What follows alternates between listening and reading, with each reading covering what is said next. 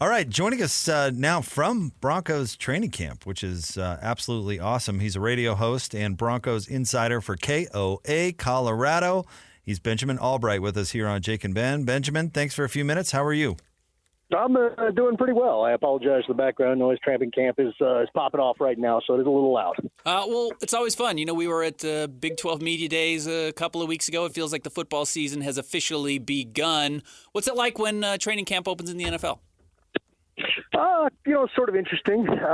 Fans are always curious, and, for the Broncos, who have a pretty good tradition but have been down the last couple of years, I think there's, maybe tepid optimism. The fans showing up here in droves and getting that atmosphere going is always fun. What's the story on Zach Wilson and what people think of him and his place on the team at the moment?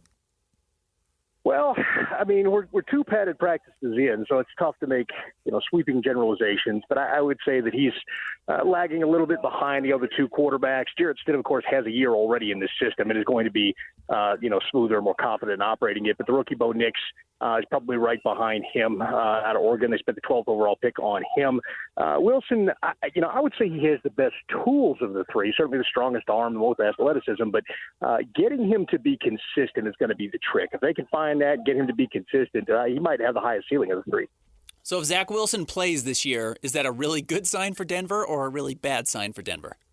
Well, I guess that is the question, right? I think if he comes out and takes the job, like if the switch turns on, he just blows them away and wins the job, I think it's a great thing because you spent a 6th-round pick on a guy that rejuvenating his career and all that. And I think that's a great thing. If they backdoor their way into Zach Wilson, i.e.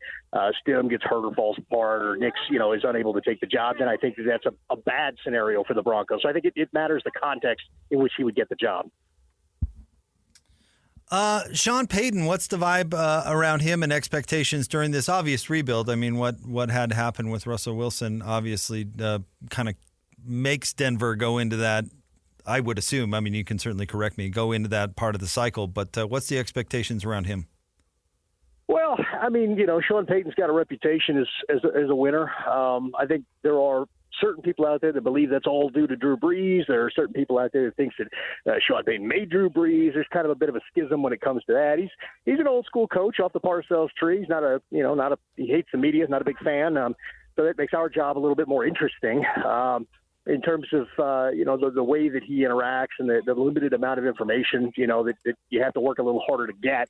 But I think people believe that he'll deliver a winning product. And that's something Broncos country has been looking for. I mean, they hadn't made the playoffs since they won a Super Bowl. They've had but one winning season, I think, in the last 9 years. So the hope is that someone of his pedigree can rebuild this thing respectably and get them back where they need to be.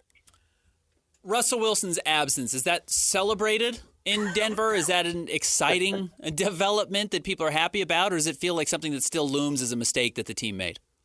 I think it's both. I mean, I think the minority opinion is that Russ got done wrong. I mean, and I tend to fall in that camp. But, I think that there is, because of there being Bo Nix here, a first-round draft pick, a quarterback, all that, I think there is a sense of optimism and the turn the page kind of scenario. There's a large swatch of the fan base that's pretty bitter that he cost, a certain amount of money and, didn't really produce what they thought when they brought him in, especially all the assets they traded for him, basically gutted, their draft for a couple of years in an effort to get him here. So I think there is some bitterness towards Russell Wilson, whether that's deserved or not. I don't think it is, but there are fans that feel that way.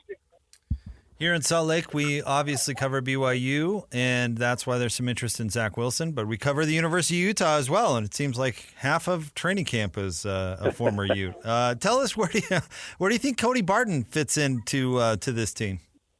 Well, they moved on from Josie Jewell, so he'll be in a competition with Jonas Griffith for that other inside linebacker spot opposite Alex Singleton. Cody, not quite as athletic as the other two guys, but certainly he's got some great football instincts, and he will absolutely hit you if he gets a hold of you. So I think he's got a good chance of kind of winning that other inside linebacker spot. At the worst, he'll be the first guy off the bench in that rotation. And then he contributes some special teams ability as well. So I firmly believe he's going to make the 53-man roster here. The question is whether he's inside linebacker 2 or inside linebacker 3. Griffith is a guy they've liked, but hadn't managed to stay healthy. He's been hurt. So I suspect Barton will get a lot of play time. I think there was some surprise about Jonah Ellis winding up in the 3rd round, and he was a pass rush specialist here in Salt Lake City, and I still think there's some question marks about his size and how well that translates to the NFL. What's the expectation for him being drafted in the third round? Is he expected to play early?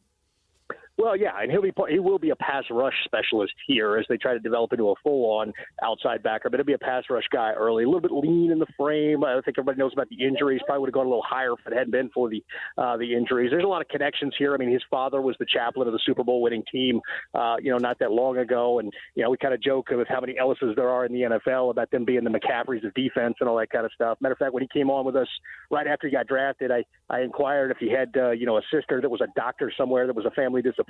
But I think, I think end of the day, I think he's going to make the squad. He'll be in the rotation. I mean, you've got some guys that need to prove some things. Nick Benito and Baron Browning getting close to contracts. You've got Jonathan Cooper here as well. And then Drew Sanders, a guy they moved over from inside backer to that edge position as well. He's been hurt, but he'll be in that rotation. So Ellis has his work cut out for him, but I expect him to make 53. Hoping Tim Patrick stays healthy. Right? That was his story at Utah, too. I mean, you see the enormous potential in the athleticism and you hope that guy can stay on the field. Yeah, they had big plans for him last year. I mean, he was going to be the guy, not Cortland Sutton, they were going to move on from, and then Tim got hurt. Of course, they ended up having to keep Sutton. Sutton had a big year with 10 touchdowns with Russ and all that. I think they still have big plans for him. He's looked pretty good out here. They gave him kind of a superstitious load management day yesterday because he got hurt on the first day of training camp last year, so they were kind of trying to, avoid that day and him being out there practicing again, that kind of stuff. So he's looked pretty good out here, though. I'll be honest with you. He's going to be one of the top 4 receivers for this football team. He'll probably platoon with Cortland at the X, and he'll have a statistically significant season if he can stay healthy. Well, Benjamin, thank you very much. Appreciate you taking a break from camp. That's awesome. Keeping us informed. Thank you. Absolutely, guys. Take care. All right. There you go. Benjamin Allbright, radio host and Broncos Insider for KOA Colorado.